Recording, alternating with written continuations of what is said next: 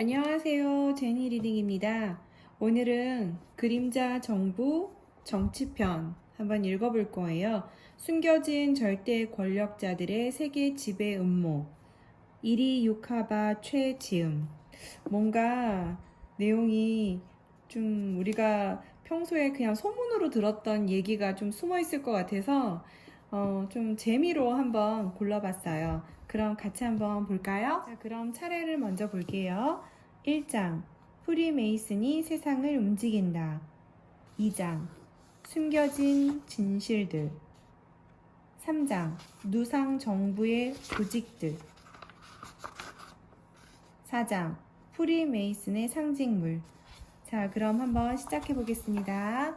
국제연합이라는 조직을 만드는 한편 그 아래에 세계보건기구 WHO 같은 기구를 만들어 궁극적으로는 세계 단일 정부를 구성함으로써 그 단일 정부를 통해 지상의 모든 인간을 다스린다. 여러분은 유대인에 관한 영화를 관람할 때 정삼각형 두 개가 위아래로 겹친 별 모양의 다윗의 방패 또는 다윗의 별 아니면 솔로몬의 휘장이라고 불리는 상징 기호를 보았을 것이다. 나치스 독일 때 수용소에 수감된 유대인들의 가슴에서 많이 보았을 테지만 원래 이 별은 유대인의 것이 아니다. 그들은 12세기경에 이 별을 처음 알게 되었고 17세기가 되어서야 자기들의 표징으로 삼았다. 이 별에서 아래로 향한 정삼각형은 여자를 상징하는 요니를 뜻하고 위로 향한 정삼각형은 남자를 상징하는 링암을 뜻하는데 삼각형이 겹쳐져 있으니 두 성기가 결합되어 있다는 의미다. 이 육각별은 탄트라에서 건너온 상징으로 이스라엘의 국기에도 들어있다. 이것은 우리의 태극이나 음양 철학처럼 우주의 힘이 남녀의 결합에서부터 생긴다는 상징이며 이로 인해 하늘의 왕국을 이루어 지상을 통치한다는 의미를 갖는다. 유대교의 율법을 다루는 성전이 놓인 곳에는 이 표식을 반드시 해놓는다. 우리는 흔히 살을 죽을 사자라고 해서 싫어하고 서양에서는 13이란 숫자를 흉한 숫자라 해서 싫어하고 있다. 물론 요즘은 미신이라고 잘 믿지 않지만 공포영화 제목은 공포의 444호실이니 13일의 금요일 같은 것이 여전히 인기를 끌고 있는 실정이다. 그런데 사실 13이란 숫자는 흉한 것이 아니라 길한 숫자다. 프리메이슨이 이 길한 숫자를 아무나 사용하는 것을 막기 위해 흉한 숫자라고 헛소문을 퍼뜨린 것이다. 서양에서는 병원에 가도 대개 13층이 없으며 일부 호텔에도 13층이 없다. 그러나 프리메이슨의 세계에서는 오히려 13을 철저히 선호하고 있다. 예를 들어 미국을 상징하는 휘장을 보면 독수리가 날개를 펴고 한쪽 발에는 화살을 또 한쪽에는 감람나무를 쥐고 있다. 이것을 자세히 보면 화살과 잎사귀와 열매가 각각 13개씩 있다는 사실을 발견할 수 있다. 이 13을 2번 더하면 26이 되는데 이것을 풀었으면 10 플러스 5 플러스 6 플러스 5가 되고 각 숫자를 알파벳으로 풀면 I, H, V, H가 되며 이것은 히브리어로 여호와라는 단어가 된다. 또한 완벽한 도형이라는 정육면체를 살펴보면 6개의 면과 8개의 꼭지점과 12개의 모서리를 갖고 있다. 이것을 모두 더하면 6 플러스 8 플러스 12, 26이고 26은 13을 2번 더한 숫자니 미국 휘장의 독수리가 양쪽 발에 13씩을 쥐고 있다는 이유를 이해할 수 있을 것이다. 또 독수리 위에 있는 별 역시 13개고 미국 국기의 줄도 13개다. 지금은 미국 국기에 주의 수만큼 별이 있지만 처음에는 별도 13개 주였다. 특이할 만한 것은 남북전쟁 당시 남군 깃발의 별도 13개였다는 사실이다. 언뜻 13개가 주가 연합했다는 뜻인 것 같지만 당시 남군 정부에 실제로 가담한 주는 11개 뿐이었는데도 구태여 13개의 별을 그려 넣었던 것이다. 또한 독립한 직후에 만든 깃발에는 76이란 글자가 있었는데 이것은 얼른 생각하면 미국의 독립연도인 1776년을 나타내는 것 같지만 7과 6을 합하면 역시 13이라는 숫자가 된다. 미국의 1달러짜리 지폐 뒷면에 있는 피라미드 역시 모두 13층이다. 이것은 결코 우연의 일치라고 볼 수 없다. 따라서 13이란 숫자는 실제로는 대단히 성스러운 숫자고 그런 만큼 자기들끼리만 이 수를 사용하기 위해 정반대되는 소문을 퍼뜨려 보통 사람들은 사용하지 못하도록 했던 것이다. 프랑스 혁명은 프리메이슨의 여러 조직 중의 하나인 일루미나티의 공작에 의한 것인데 자세한 내용은 숨겨진 진실들 편에 소개한다. 필리프 왕은 프랑스에 있던 템플 기사들을 모두 잡아 가두지는 못했다. 행정 조직에 서로 통하는 사람들이 있는 경우에는 미리 정보를 얻어 피신했고 상당수의 템플 기사들이 귀족이고 고관들이었기 때문에 살아남을 수 있었던 것이다. 그러나 이때부터 프리메이슨 조직은 지하로 들어가 비밀 조직화됐다. 그리고 자기가 프리메이슨이나 템플 기사단이라는 것을 상대방에게 알릴 수 있는 암호를 만들었고 그들만의 악수법 따위를 통해 서로의 신분을 확인했다. 프리메이슨의 조직은 지하에서 암약하게 되었지만 계속 확장되어 갔다. 영국에서는 1348년에 가토 교단이 조직되었고 프랑스에서는 1352년에 성단, 1430년에 부르고뉴 지방의 영주 부르고뉴 공작이 만든 금양모단, 1534년에 로욜라가 사제이면서 기사인 사람들을 대상으로 템플 기사단을 모방하여 조직한 예수회가 생겨났다. 이 예수회가 지금은 너무도 유명해진 카톨릭의 예수회 사제단이라는 조직이다.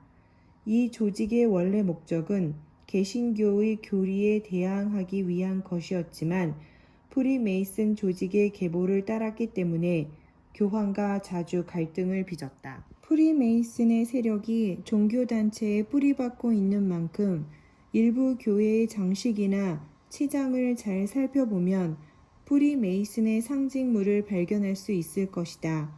그 경우 그 단체는 적 그리스도, 즉 안티크리스트라고 보아도 무방하다. 요크파의 최상급을 템플 기사급이라고 하는데 문장을 보면 삼각형이나 원안의 왕관이 있고 그 속에 십자가가 비스듬히 그려져 있다. 그런 그림이나 장식이 있는 건물이나 단체를 대하게 되면 그곳이 바로 템플 기사급의 지위를 받는 곳이라는 사실을 상기하기 바란다.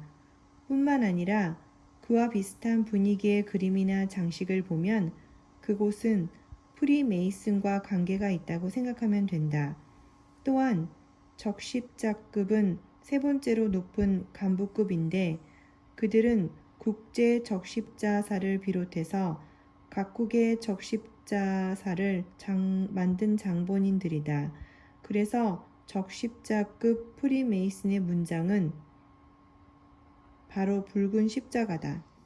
우리가 잘 아는 뉴욕이라는 지명 역시 단순히 영국 요크에서 온 사람들이 모인 새로운 요크란 뜻이 아니고 프리메이슨 요크파의 새로운 본거지라는 의미에서 지은 이름이다. 콜롬비아라는 단어는 요크파 중에서도 콜롬비아라는 분파에 근원을 둔 이름이다. 그래서 콜롬비아 대학, CBS 방송국 등 콜롬비아가 들어간 것은 대개 프리메이슨과 관련이 있다고 보면 된다. 1935년 루즈벨트 대통령이 만들어 지금도 사용하고 있는 미국의 1달러짜리 화폐를 보자. 우선 뒷면을 보면 피라미드가 있고 그 꼭대기에 빛을 발하는 작은 삼각형 안에 눈이 있다. 피라미드는 역시 13층이며 맨 아래층에는 MD, CCL, XXVI 라고 있다. 이것은 1776년을 의미한다. 1776년 5월 1일은 아담 바이샤우트가 일루미나티를 독일 바바리아 주에서 창설한 해라서 이를 기념하는 것인데 이에 대한 이야기는 일루미나티 편에서 더 자세히 설명하기로 하자. 오늘날 미국 사회에서 국민들에게 소식을 알려주는 매스미디어는 시온주의자들이 전매 특허를 받은 분야다. 1912년 윌슨 대통령을 시작으로 지금은 자질과는 관계없이 매스미디어에서 선택한 사람이 대통령에 당선된다는 것이 통상적인 상식이다. 이러한 대량 정보를 관장하는 미디어의 주인들인 시온주의자들은 매일 신문, 잡지, 라디오, 텔레비전, 영화 등 전 세계의 흥행 관계 기사를 검열하고 출판물들을 효과적으로 검열 관리하고 있으며 실제로 세뇌 공작 활동에 전매 특허를 갖고 있다고 할 수 있다. 지난 50년간 미국의 일반 국민들은 시온주의자들이 검열하여 여과시킨 이야기만을 읽고 듣고 보았다. 따라서 미국 국민은 자신에게 이익이 되는 내용을 접하는 것이 아니라 시온주의자들에게 도움이 되는 내용만 알게 되는 것이다.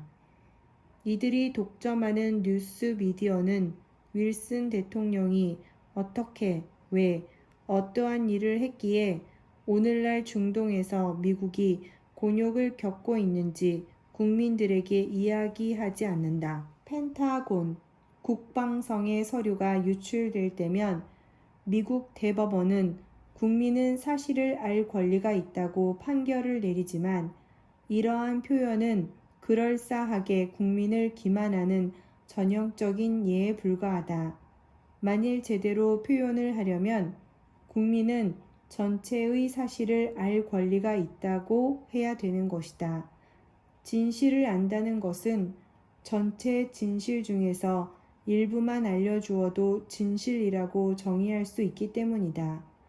사실 절반의 진실은 거짓보다 더 위험할 소지가 있기에 특히 조심해야 하는 것이다. 중국과 전쟁 중이었던 일본은 철과 기름이 절대적인 전쟁 물자였는데 일본은 그 공급을 완전히 미국에 의존하고 있었다. 그런 와중에 루즈벨트 대통령이 더 이상 일본에 고철 등의 철제와 기름을 팔지 않겠다고 선언함으로써 일본을 궁지에 몰아넣어 결국 진주만을 공격하도록 유도했던 것이다. 로스차일드는 팔레스타인을 시온주의자들에게 넘겨주어 이스라엘이라는 독립주권 국가를 건국하게 하며 한때 대영 제국이 누리던 권리 같은 것을 유엔이 팔레스타인에게 주도록 추진할 계획이었다.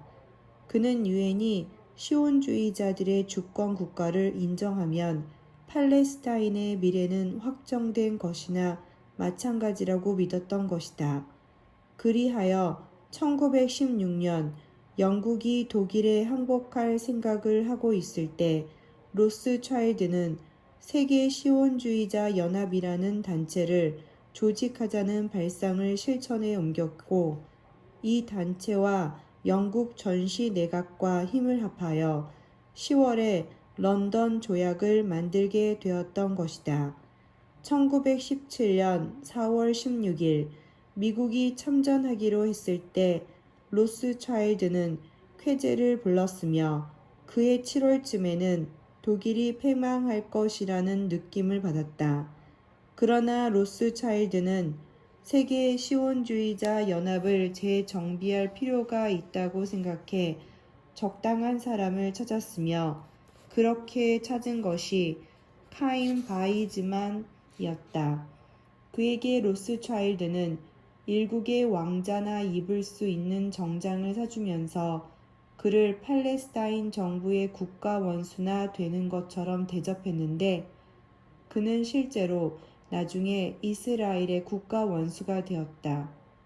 아무튼 로스차일드의 뜻대로 모든 일이 이루어졌고 이제 팔레스타인에 실제로 시온 국가를 형성하는 중요한 일이 남아 있었다. 그는 60만 명의 동유럽 탈무디스트들을 팔레스타인에 유입시키는 데 필요한 자금을 조달했으며 팔레스타인에게서 영국 LNB 장군의 20만 군대를 철수시켰다.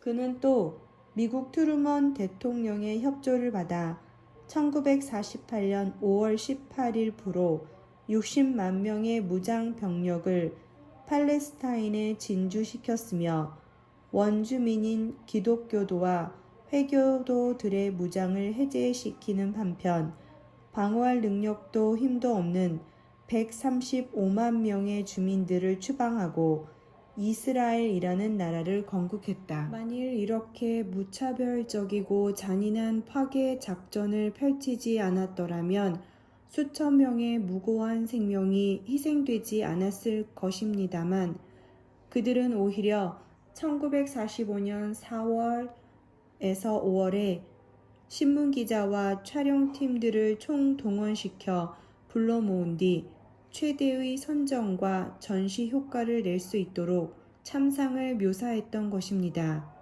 그리고 이에 그치지 않고 그 후에도 계속 보는 이로 하여금 증오감이 생기게 전시 효과를 극대화할 수 있는 사진들을 조작해 낸 것입니다. 이러한 조작의 예술가들은 만일 그들이 하려고만 들었다면 훨씬 더 많은 독일의 부녀자와 어린이들이 희생당한 참상을 더욱 참혹하게 그려낼 수도 있었을 것입니다. 그들도 나치의 희생자들과 똑같이 참담하게 추위와 굶주림으로 죽고 전투기 기총소사 세례를 받고 죽음을 당한 것입니다. 그러나 한 도시에서 무고한 독일 시민 30만 명이 개죽음을 당했지만 그러한 사진은 조심스러운 배려 때문에 알려지지 않았습니다. 만일 그러한 사진들도 함께 공개되었더라면 나치에 대한 증오의 열기는 가라앉았을 것이고 오히려 연합국에 대한 비판의 목소리가 커졌을 것입니다. 그들은 1945년에 발진 티푸스, 이질, 기아 등의 질병, 그리고 독일 시민과 수용소 수감자 등에 대한 무차별한 공습 때문에 희생된 것입니다. 양쪽 다 말세가 되었을 때나 볼 수 있는 증오의 모습을 지니고 있었던 것입니다. 그런 다음 아우슈비츠의 독가실에서 가공할 지클린 B 가스를 사용하여 수백만의 유대인을 학살함으로써 계획적으로 인종을 말살시키려고 했다는 전대미문의 이야기가 생겨났습니다. 종전 후 수십 년 동안 세계 인류의 뇌리를 때리고 있기에 과학적인 조사를 하자고 하는데도 아무도 동조할 생각을 하지 않습니다. 그래서 30년이 지난 지금도 그 학살을 증명할 수 있는 과학적인 수사 보고가 하나도 없는 것입니다. 한번 상상해 보십시오.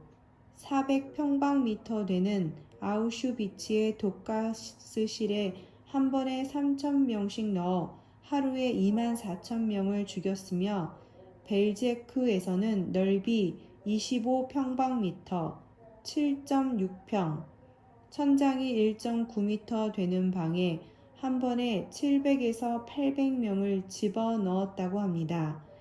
25평방미터라고 하는 넓이는 조금 큰 침실 크기입니다.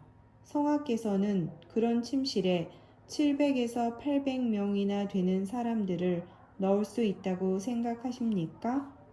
그렇다면 1평방미터에 30명을 넣었다는 이야기인데 1평방미터라면 일반 공중전화 부스와 비슷한 크기입니다.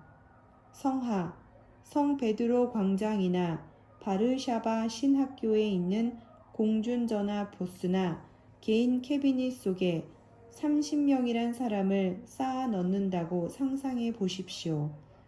공중전화 부스나 군붕어 어항에 아스파라거스나 콩나물처럼 30명을 쌓아 넣거나 성하의 침실에 800명이란 인원을 수용한다는 것은 기적입니다. 또 군 병력 2개 연대에 해당하는 3,000명을 아우슈비츠 독가스실에 집어넣거나 벨제크의 방에 700에서 800명 되는 사람들을 집어넣었다면 독가스를 사용하지 않았어도 산소 부족으로 모두 질식사했을 것입니다. 그런 방에 마지막 한 사람까지 집어넣고 문을 잠그려고 할 때쯤이면 이미 거의 다 죽어버린 시체가 되었을 것이며 지클론 B라는 독가스는 죽은 송장 위에나 뿌려졌을 것입니다. 이 가스는 아마도 문틈 또는 굴뚝 따위의 구멍이나 마룻바닥을 통해 뜨거운 공기나 증기의 형태로 투입되었을 것입니다.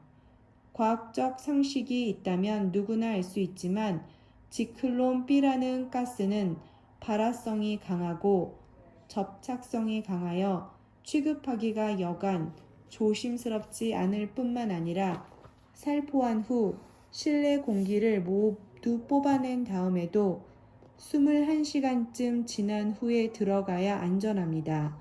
즉, 가스 살포 후 21시간이 지나야 시체를 처리하는 작업을 할 수 있다는 것입니다. 만일 그들의 주장대로 아우슈비츠에서 하루에 24,000명을 죽였고 시체들의 입을 벌려 금이빨이나 입속에 감춘 다이아몬드를 뽑아냈다면 위아래 턱을 합하여 모두 48,000짝의 턱뼈의 이빨을 조사했다는 얘기입니다.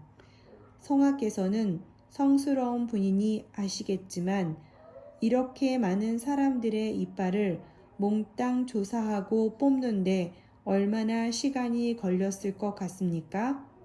아마 상당한 치과 기공술을 가진 사람들이 한다고 해도 엄청난 시간을 소비했으리라는 것을 짐작하실 것입니다. 전에 듣기로는 사람이 죽으면 뻣뻣해져서 입을 벌리는 것조차 그리 쉽지 않다고 들었습니다. 그런데 공식 발표에 따르면 불도 없는 시멘트로 만들어진 방에서 거의 원시적인 연장만을 갖고 8명이 작업을 했다 합니다.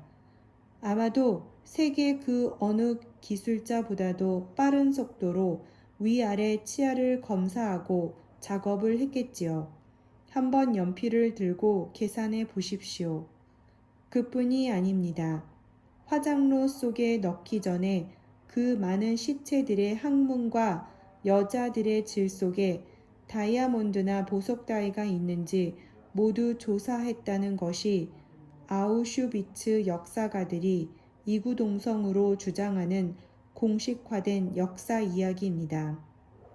600만 명을 독가스로 살해했으면 인분이 흘러나오고 피가 범벅이 된 상태였을 텐데 성악께서는 그런 속에서 600만 개의 항문과 400에서 500만 개의 질과 자궁들을 샅샅이 더듬을 수 있으리라고 상상할 수 있습니까? 숨겨놓은 귀금속을 찾겠다고 냄새나고 지저분한 구멍 속 끝까지 손을 집어넣어 하루에 24,000개의 항문과 1만 5천에서 2만 개의 질을 후벼냈다는 이야기입니다. 이야기 전부가 정신이 돌아버린 사람들이나 하는 이야기입니다. 이야기는 이것으로 끝나는 것이 아닙니다. 폴리아코프 교수 같은 사람은 눈 하나 깜짝 않고 그 시체로 비료를 만들고 비누를 만들었다고 열변을 토합니다. 독가스 학살이며 시체로 상품을 제조했다는 주장이며 시체 속에 손을 넣어서 귀금속을 찾았다는 이야기뿐만 아니라 학살당한 유대인 숫자도 조작입니다.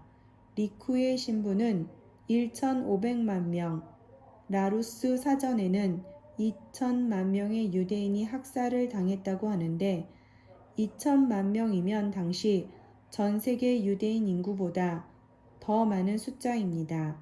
이렇게 조작해낸 아우슈비츠의 역사 이야기를 기정사실로 믿도록 강요당하고 있으며 지금도 그 작업이 계속되고 있습니다. 근본적으로 우리는 모두가 별로 잘난 것이 없습니다. 교황이든 파리 사람이든 러시아 사람이든 뉴욕 사람이든 다 마찬가지입니다. 아무도 경건했다고 말할 수 없으며 우리 모두가 언젠가 한 번은 야수처럼 악했던 때가 있었던 것입니다. 우리가 서로 마찬가지였다는 사실은 한쪽에서 다른 쪽을 심판할 자격이 없다는 것이며 누가 누구를 파문한다든가 지나치게 성급하게 면죄부를 준다든가 아니면 은전을 베풀 수가 없다는 것입니다. 인간의 잔혹성은 증오 대신 오로지 형제애를 베풀어야만 사라지게 할 수 있습니다. 증오라는 것은 시간이 가면 저절로 사그라지는 법입니다. 그러나 아우슈비츠의 경우처럼 마치 미치광이가 된 듯이 거짓과 거짓 고백과 과장을 수없이 되풀이하고 갈수록 더욱더 심한 사기를 쳐서 아무것도 모르는 사람들을 더욱 자극시키면 영원히 끝낼 수가 없는 것입니다. 케네디 대통령의 암살 사건은 미국 수사 당국의 공식 발표가 있었지만 일방 상식으로는 납득이 가지 않는 점이 많아서 아직도 많은 사람들의 뇌리 속에 미궁으로 남아있다. CIA의 공식적인 조사 발표로는 오스왈드라는 범인이 댈러스의 서적 창고에서 단독으로 총을 쏜 것으로 돼 있고 그 후 워런 보고서도 이러한 사실을 재확인했다. 그러나 많은 미국인들은 정부의 그러한 발표를 믿지 않는다. 뉴 올리언스 주의 짐 게리슨 지방검사의 조사에 의하면 무엇보다도 오스왈드는 케네디의 뒤쪽에서 저격했다고 했는데 총에 대한 모든 물적 증거로 볼 때는 그것이 불가능하다는 것이다. 케네디는 차 앞쪽에서 쏜 총탄에 맞았으며 한 사람이 아니고 2명 이상의 사람들에게서 저격당한 것으로 단정지었다. 시간이 흐르면서 자신이 올가미에 걸려든 것을 알아챈 오스왈드는 자신의 무죄를 주장했고 그것을 만인이 지켜보는 재판정에서 폭로하려 했으나 나이트클럽의 주인인 잭 루비에 의해 대낮에 사살되었다.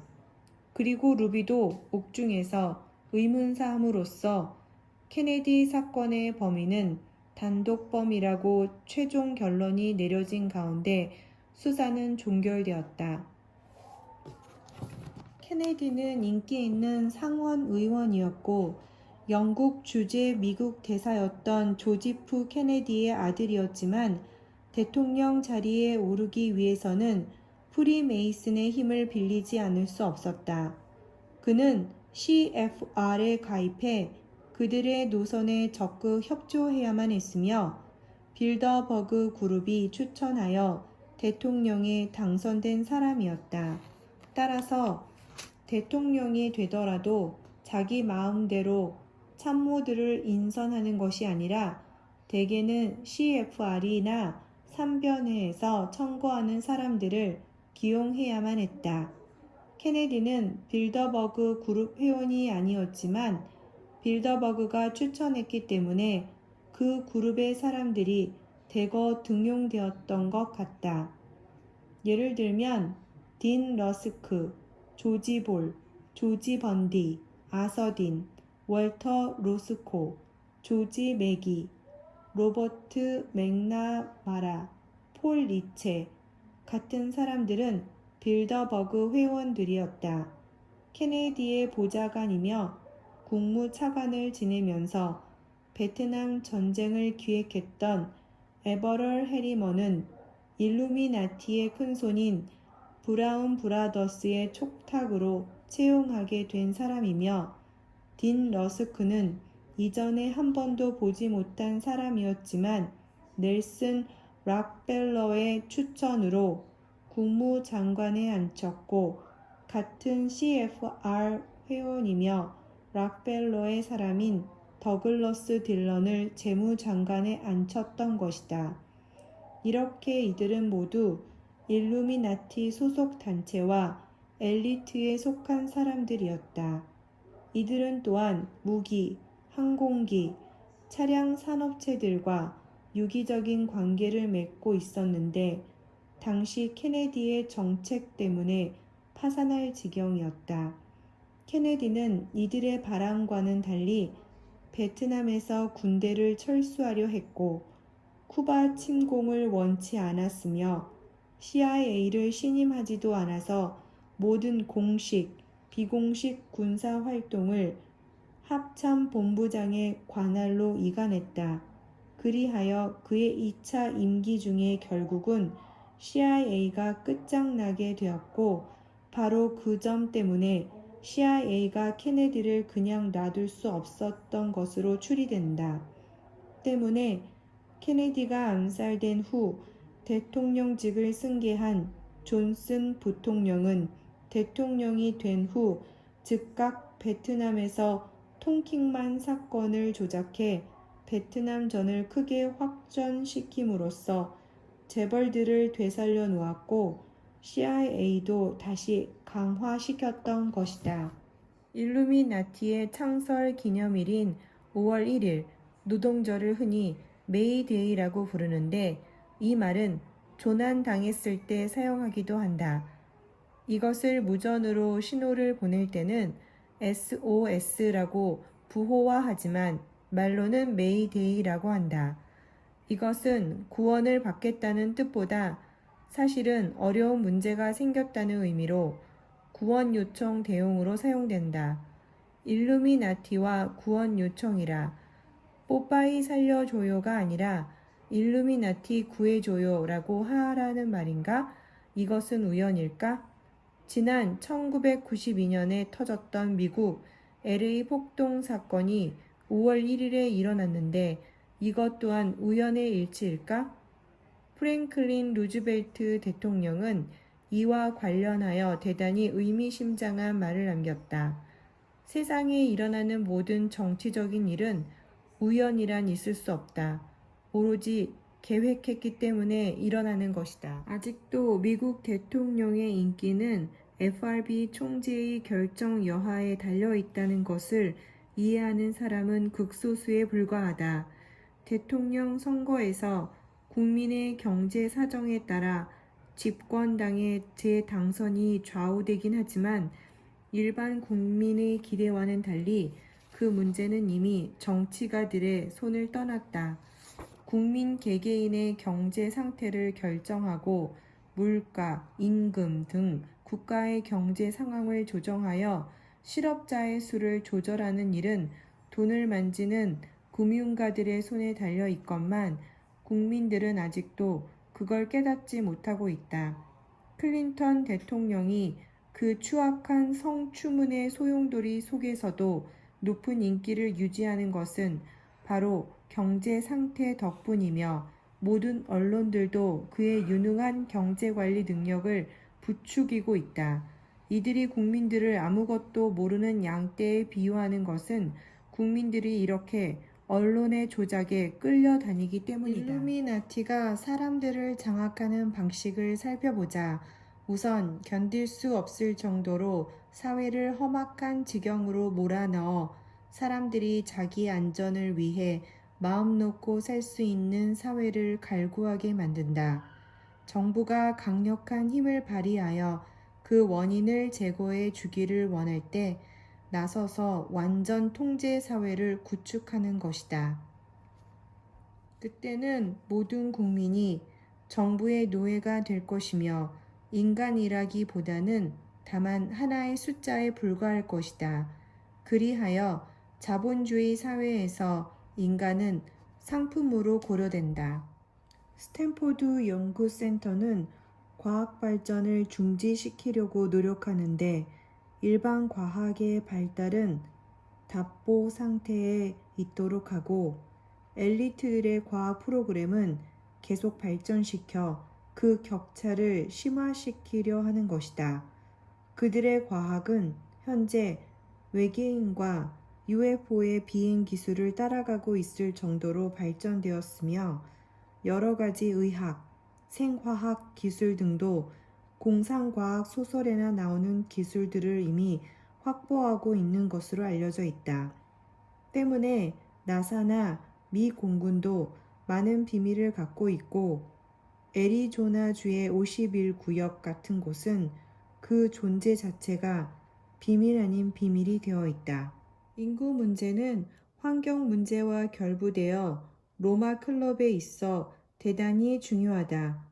신세계 질서 계획에 따르면 인구 문제는 지구상에 정원이 있기 때문에 필요 이상의 인구는 없애버려야 한다. 이것을 잉여 인구라고 부르며 없애버린다는 말은 이 잉여 인구를 없앤다는 말이고 전체적인 인간의 생산률을 줄이고 열등 인간이나 민족을 먼저 죽여 없앤다는 뜻이다. 프리메이슨이 이집트 신앙을 갖고 있으면서 기독교 신앙도 포용했다는 것은 앞에서 설명했다. 십자군 시대에 가장 유명했던 기독교 계통 종단인 템플 기사단은 가슴에 붉은 적십자를 흰 바탕에 달고 있었는데 그것은 현재 국제 적십자사의 표징이 되었으며 프리메이슨 조직에도 적십자 종단이 있다. 이러한 상징물은 다른 종교와 마찬가지로 기독교에도 많다. 예를 들면 예수나 제자들이 갖고 다니던 꼬부라진 지팡이는 이집트의 왕들이 손에 쥐고 있는 지팡이, 즉 이집트의 신 오시리스를 상징하는 지팡이에서 유래된 것이며 크리스마스 트리는 고대 스칸디나비아 지방에서 기독교 시대 훨씬 이전부터 행해오던 토속 문화에서 따온 것이다. 그런가 하면 비둘기는 약 4세기에 성령의 상징으로 처음 표현되었으며 칠각별은 칠교회, 칠성령, 칠성사 등을 뜻한다고 풀이한다. 이 중에는 이미 토속신앙, 신화 등이 갖고 있던 것을 기독교가 흡수하여 기독교적으로 해설한 것도 있고 프리메이슨이 창조했다고 주장되는 것들도 있다. 어쨌든 이러한 상징들은 기독교 시대 훨씬 이전부터 이집트 등지에서 사용되었고 프리메이슨이 부적으로 사용하면서 기독교에 삽입된 것으로 전해진다. 그림자 정부 정치편 이렇게 해서 다 읽게 되었습니다. 재밌었나요? 저는 읽는 내내 영화를 보는 것 같은 느낌이 들어서 굉장히 재밌었어요. 다음에 읽을 책은 삶이 괴롭냐고 심리학이 물었다 라는 책인데요. 뭔가 심리학에 대한 얘기인 것 같아서 한번 골라봤어요. 저랑 같이 계속해서 책을 읽고 싶다면 구독도 눌러주시고요. 내용도 좋았다 하면 좋아요도 눌러주세요. 그럼 다음에 또 만나요.